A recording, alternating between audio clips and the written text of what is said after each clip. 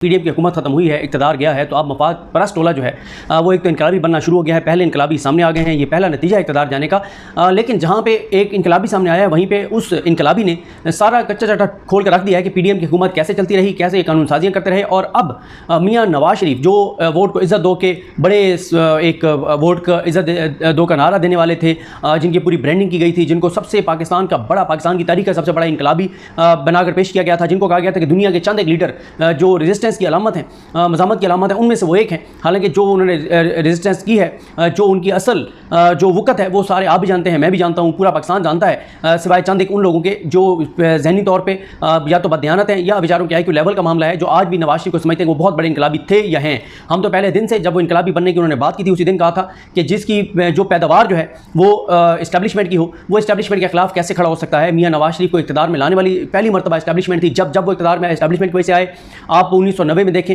IJI सारा मामला किस तरह से जो है वो पैसे देकर और उनको जो है वो वज़ीर-ए-आज़म बनवाया गया था। ये सारी चीज़ें जो है वो सबके सामने हैं। अब इस सारी सूरत हाल में अख्तर मेंगल साहब जो कि जिनको बड़ा एक बनाकर पेश किया जाता है कि जनाब वो बलोचिस्तान के बड़े सगे हैं, बलोचिस्तान के नाम पर हमेशा उन्होंने ब्लैकमेल किया है। और वो पहले 3.5 साल इमरान खान हुकूमत का हिस्सा रहे, उसके बाद 1.5 साल तकरीबन 16 माह तक 15-16 माह तक वो PDM हुकूमत का हिस्सा रहे। तमाम उन्होंने पर्क्स एंड प्रिविलेजेस लिए, तमाम जो उन्होंने मरात ली, पैसा, गाड़ियाँ, डीजल, पेट्रोल, हर चीज़ उन्होंने ली जो उनको उनकी वजारतों में मिलनी थी। वो मज़े करते रहे। एक मौके पे भी हमें उनका कोई बयान नज़र नहीं आ रहा, नहीं आया, कहीं एक भी कानून साजी पर उन्होंने मुखालफत नहीं की। पाकिस्तान के अंदर पिछले 15-16 माह में जो तबाही और बर्बादी आई, उसमें ये मेंगल साहब भी शामिल हैं, ये अचकज़ई भी शामिल हैं, MK भी शामिल है, ये सारे हुकूमती इत्तेहादी शामिल हैं जो इस हुकूमत का हिस्सा थे। चाहे वो पेट्रोल की कीमतें हों, डीजल की कीमतें हों, आटे की महंगा होना हो, गैस की कीमतों का इजाफा हो, बेरोजगारी में इजाफा हो, पाकिस्तान छोड़ के जाने वालों में इजाफा हो, जो चीज़ पाकिस्तान में हुई है उसमें ये तमाम 14 जमातें शामिल थीं। कोई एक जमात उससे अलग नहीं है। लेकिन अब ये भी जो है वो बलूचिस्तान की MK बनने की कोशिश कर रहे हैं कि वो तासुर दें कि जनाब वो अपोजिशन में अब हैं। तो ऐसे नहीं होता। आपने 16 माह तक ज़ाती मफादात लिए, आपने अवाम के टैक्स पैसों से आपने फ़वायद लिए और आज आप बड़े इनकलाबी और नज़रियाती बन गए। लेकिन खैर उन्होंने मियाँ नवाज शरीफ को एक्सपोज किया और उनको सियासी गैरत दिलाने की कोशिश भी की है। ख़त लिखा है मौसूफ ने, और ख़त भी वो देखें 16 माह में ये तब बोले जब इनकी ज़ात का मामला है, अपने मफाद का मामला है, अवाम के मफाद, अवाम के मसले के ऊपर कभी ये नहीं बोले। अच्छा, ये लेटर इन्होंने उस वक्त नवाज शरीफ को नहीं लिखा जब पेट्रोल महंगा हो रहा था, डीजल महंगा हो रहा था, तबाही हो रही थी, बर्बादी हो रही थी, पाकिस्तान में बेरोजगारी बढ़ रही थी, इंडस्ट्री बंद हो रही थी, गरीब का नुकसान होता था, 400 लोग वहाँ पे डूब गए। मिजोरान कश्ती हादसे में कोई 40-50 लोग राशन और आटे की लाइनों में लग के और उनकी जानें चली गई। और जो चीज़ें हुई हैं उस पर मेंगल साहब का कभी कोई खत नहीं आया। अब खत इसलिए आया कि अपनी दुम पे पहुँचाए, तो अब उन्होंने खत लिख दिया। लेकिन खत इंटरेस्टिंग है। कहते हैं, मोहतरम जनाब मियाँ मोहम्मद नवाज शरीफ साहब, उम्मीद है आप बमा अहले खाना खैरियत से होंगे।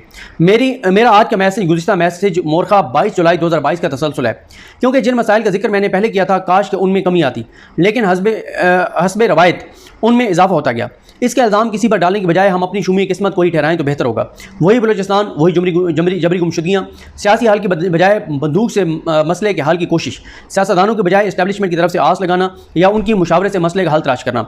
अच्छा, यहाँ ये जो लापता अफराद की बात कर रहे हैं, आप मुझे बताएं कितनी बार मेंगल साहब ने इक़्तिदार में कहा कि मैं इस बात पर वोट नहीं दूंगा जब तक लापता अफराद का मामला हल नहीं होगा, मैं बजट पास नहीं होने दूंगा जब तक लापता अफराद का मामला हल नहीं होगा, मैं काबीना का हिस्सा नहीं बनूंगा जब तक लापता अफराद का मसला नहीं होगा। ये मेंगल साहब वोट ना डालते तो शहबाज वज़ीर-ए-आज़म नहीं बन सकते थे।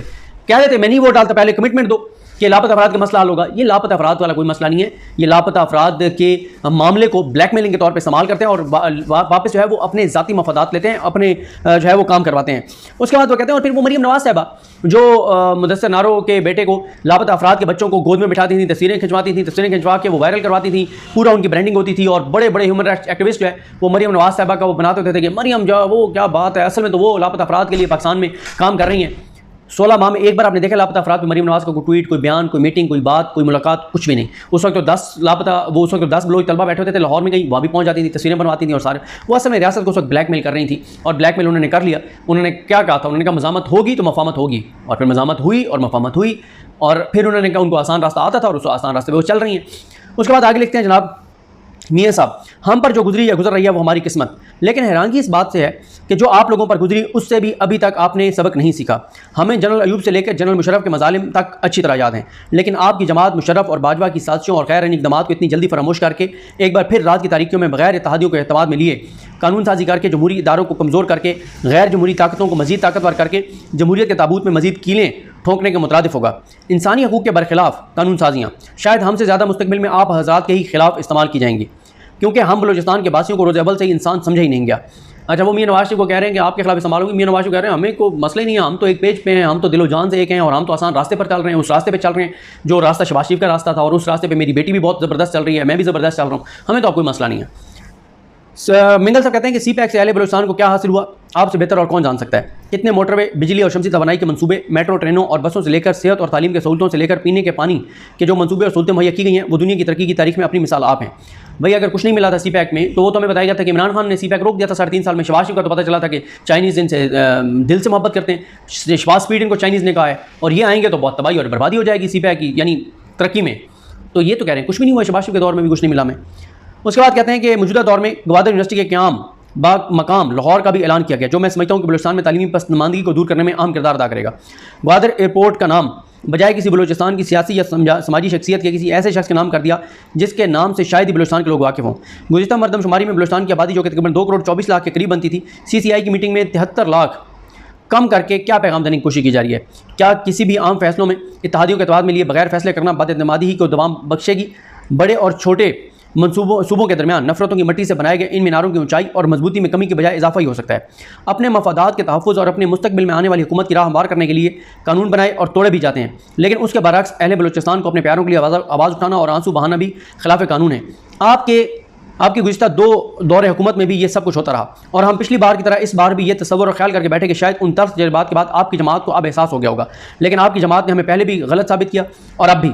मतलब ये आप अजीब बात कर रहे हैं ना। पूरे पाकिस्तान के बच्चे को पता कि नवाज शरीफ क्या है, क्या करेगा, आइंदा आएगा तो क्या करेगा। आप इतने बच्चे थे, आप इतने मासूम थे, आपको पता नहीं था, लेकिन क्योंकि आपको अपना मफाद मिल रहा था तो आपने कहा ठीक है, आपने अपना मफाद ले लिया।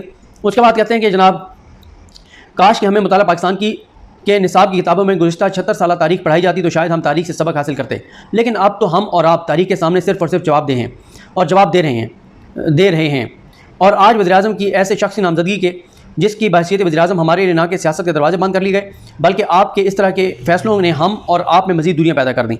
तो असल इनको तकलीफ़ जो है वो है इनकी काकर साहब के बनने की।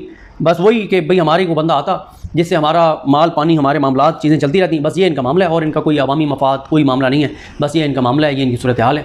तो बहरहाल जी देखते हैं इनकी चीज़ें। अब कुछ भी नहीं होना। ये उस वक्त ज़ाती मफाद हासिल कर रहे थे, अब इनकलाबी बन गए, कुछ ऐसे इनकलाबी रहेंगे। आज अगर इनको निगरान सेक्टर में आप हिस्सा दे दें, कोई बलूचिस्तान में 2-4 वजारतें दे दें, निगरान सेक्टर में 2 ऊपर वजारतें दे दें, पूरा इनकलाब यस हो जाएगा, इंसानी हकूक़ की पामालियाँ ख़त्म हो जाएंगी, लापता अफराद का मसला हल हो जाएगा, कोई रियासत ने कोई ज़्यादती नहीं की होगी, बलूचिस्तान में कमाल हो जाएगा, ज़बरदस्त हो जाएगा, शानदार हो जाएगा, सब ठीक हो जाएगा। बस 2 वजारतें वफाक में, 4 वजारतें बलूचिस्तान में, और कोई 8-10 और मुख्तलिफ जो ओहदे-शोहदे हैं वो आप दे दें। बस यही कोई 15-20 जगह हों जहाँ गाड़ियाँ शाड़ियाँ हों, पेट्रोल और डीजल मुफ्त हो, और प्रोटोकॉल हो, सरकारी बंगले हों, घर हों, 2-4 मुलाजिम हों, आगे पीछे पुलिस की गाड़ियाँ हों, प्रोटोकॉल हो। ये चीज़ें आप दे दें मिंगल साहब को, कोई किसी तरह का मसला नहीं है, क्योंकि इन सब का मसला अपने ज़ाती मफादात हैं। वरना मुझे बताएं, ये बातें इक़्तिदार में करने वाली थी, इक़्तिदार में होते हुए ये कहते कि मैं इस चीज़ मैं बजट पर वोट नहीं देता, बजट रुक जाता, फिर पता था लगना था ना ये बेवकूफ़ बना रहे हैं बलूचिस्तान के लोगों को। मुझे अपनी दुआ में याद रखें, हम सब कामयाब। अल्लाह हाफ़िज़।